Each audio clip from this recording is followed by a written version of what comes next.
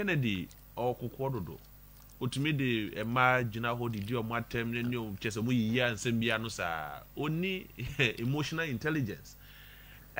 naka president de eje na keso utumi bu ho kakraba na kene Japan de we see ye ne ho die obey president asa no be amamu ye mfa emotional na ye president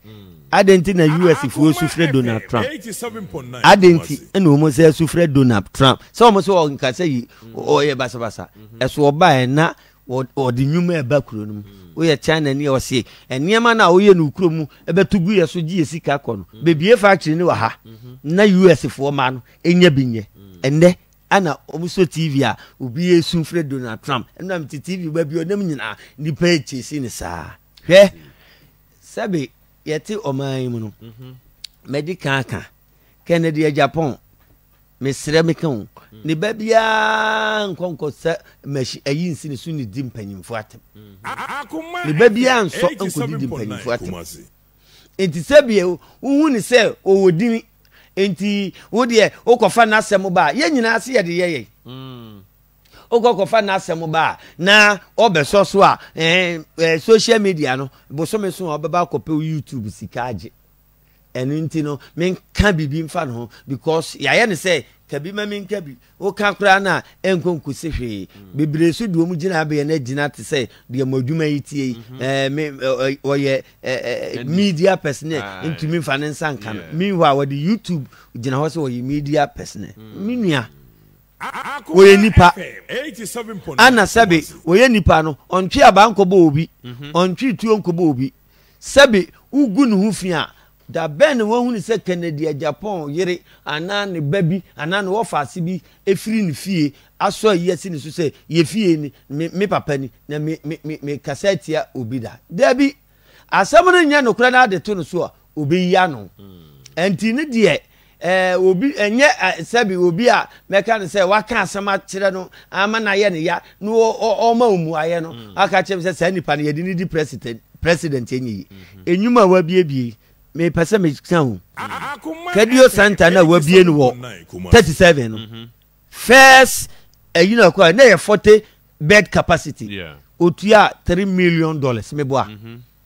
ono ade na ni ko hwe se ye no wo se da bi saa yade ne edoso nipa ne bu ebu faso a 40 bed capacity no emwa enti munya ni $86 million and the dollar ne yesen dollar around 11 cedis 50 pesos or 40 fatam $6 million I see ministers in him MPs in him esikafo atwitiri de omuni ho he yenka ne no kro yenka no kra ne nyina ye baba kobu ho akonta wankwa nkosi ansi asen dompem se mikro mu fo nko a 37 ye nim nipa ye de ne bako ye de obi ko ho a ye be frɛ ken se we ye CPP we ye NDC we ye PNC we de obi biala sabe bibi nti wanya sa yade ne beko akwa akohwe no nyame domboa no a wanya ayaresa enanu ya temeli sabe light e ha wo mo sa abre no a eye abanfo front brem so no enya no top plant kosi ho no wo yare a temeli hospital no ko ba o kan wi se temeli eye ni nuano ni namfofo ho sabe bi kwa na busuafo te ho Ghana fo ne ho nti obeye na famude e de aboa hwe papa ni ye nipa bi a onya sika anya onu kwa na edi enya nanum kasa na ye hwehwe o ye pede obeye fie ye